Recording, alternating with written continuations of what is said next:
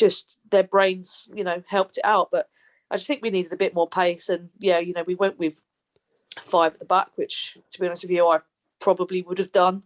But I would have wanted my fullbacks to get forward a bit more. But I think the goal probably changed our approach to the game. I don't think we wanted to score so early. Probably right. Yeah.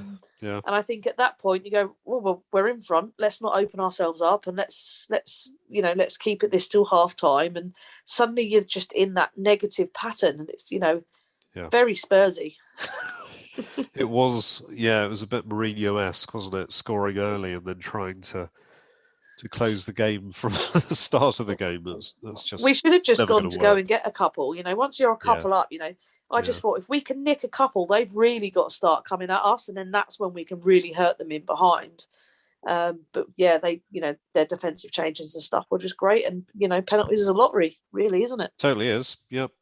So I thought probably have more chances of winning the lottery if you're English. Yeah, exactly. And in fact, when Saka came on, I thought he struggled to get into the game. Actually, he looked quite nervous, and then I thought when he was going to take a penalty, I just thought, you look so nervous.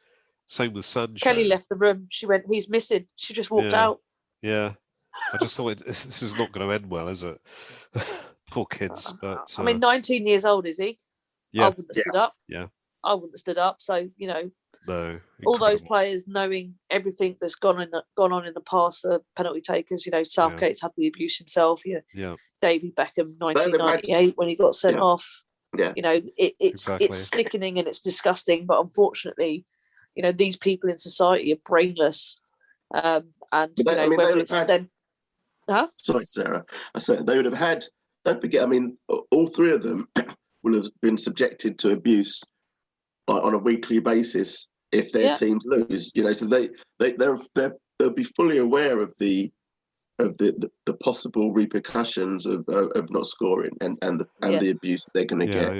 Absolutely. They'll be fully aware of that, and obviously it's conversations I've had quite a lot during the day. But I feel, I don't know, I have no evidence to prove this, but clearly Sancho, Rashford, and Saka were, selected pre-game to be penalty takers.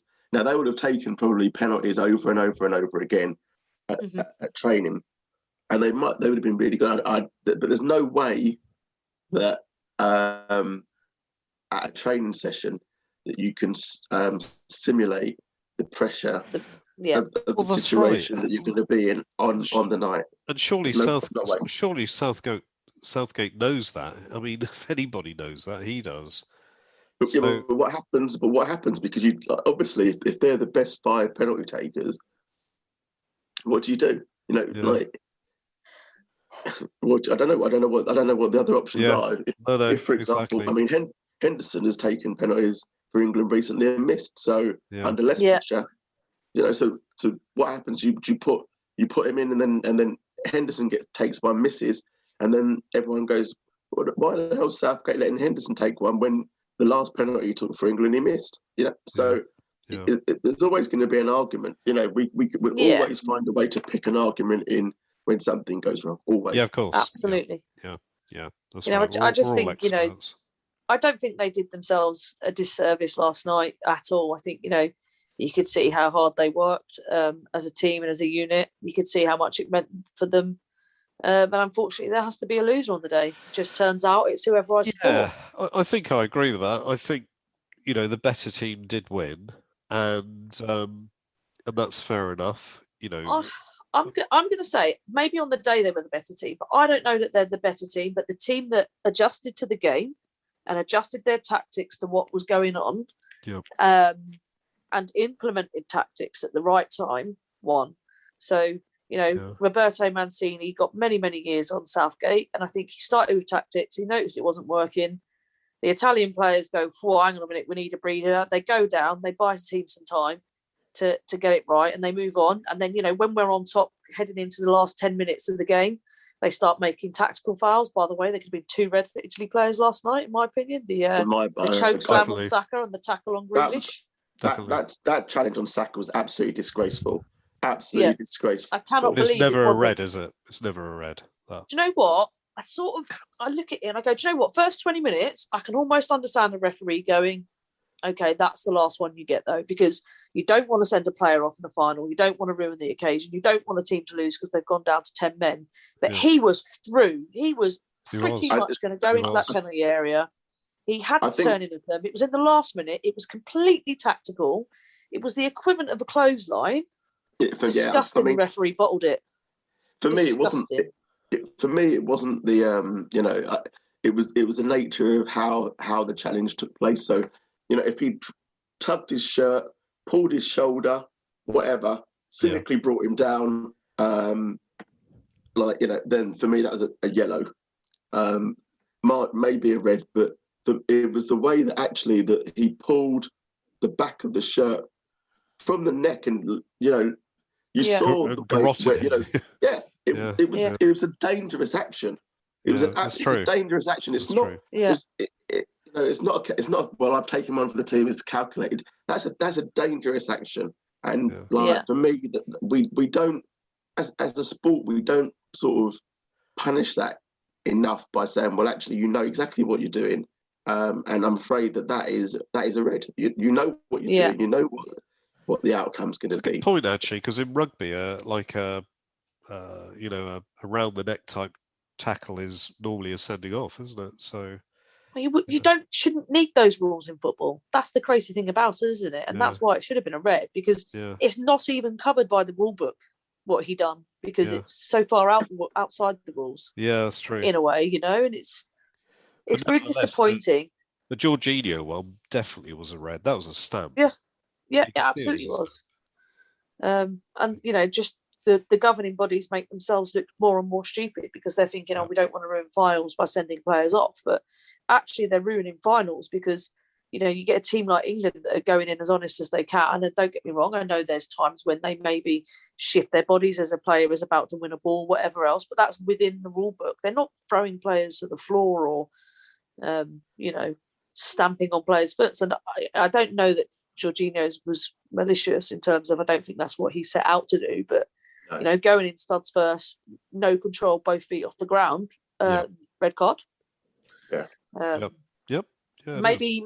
I mean, Jack Grealish made quite a big deal out of it. I don't think he could have done much more, but maybe Saka should have just, been a bit more,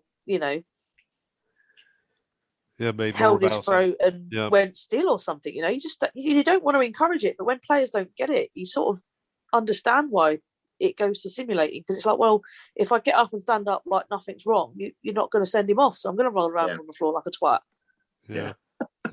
And I certainly would be telling my players to do that. If you get taken down and you're hit hard enough and you're hit, you stay down. You don't get up.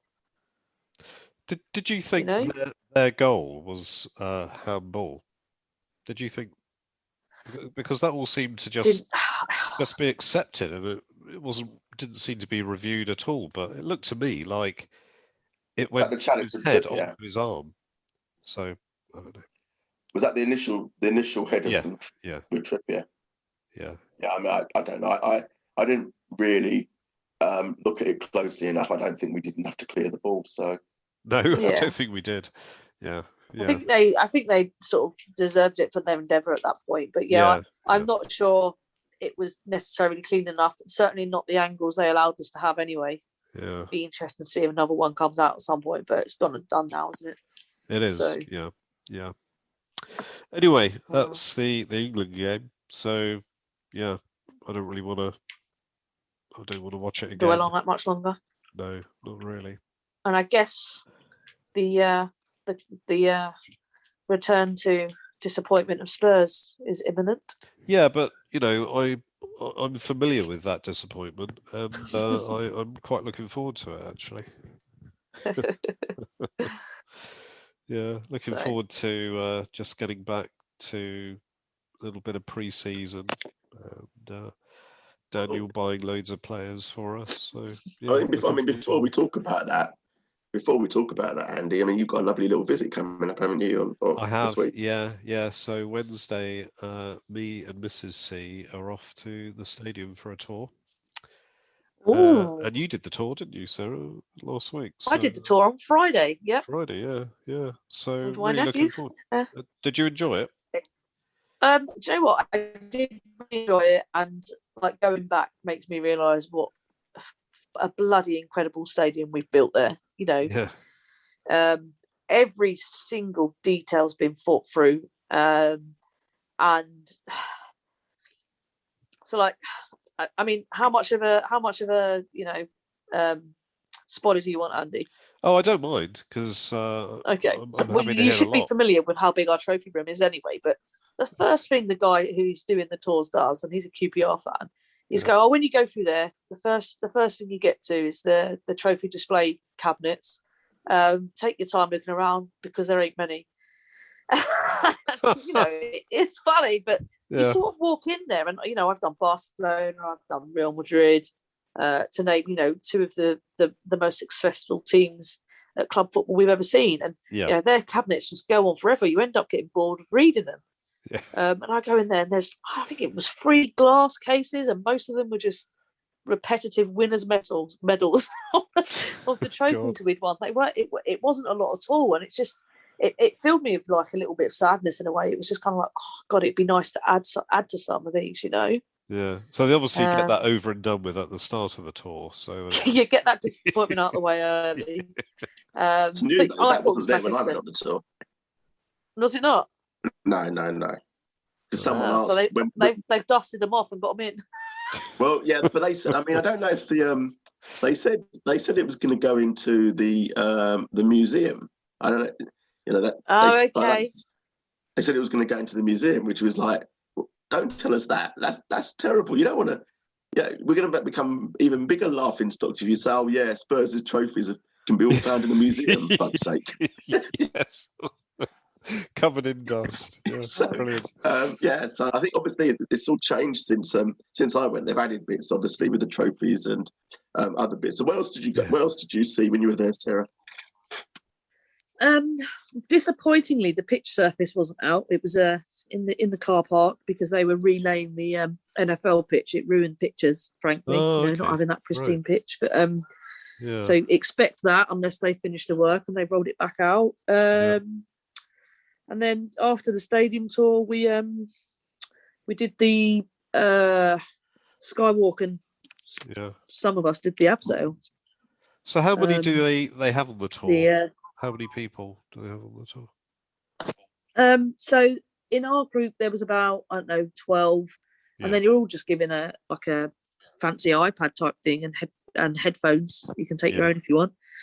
And you walk around, and there's press the videos at the right time, read the screens and stuff, and not really. It's more like a museum tour, that you get these days, rather than go around and speak to people. But there's a guide in every room that you can sit and have a chat with and ask questions and stuff. So Daniel Levy doesn't do the tours then? Oh no, they don't signpost his office or anything like that. No. Oh God. So pretty sure I thought he did. Anyway, that's a shame.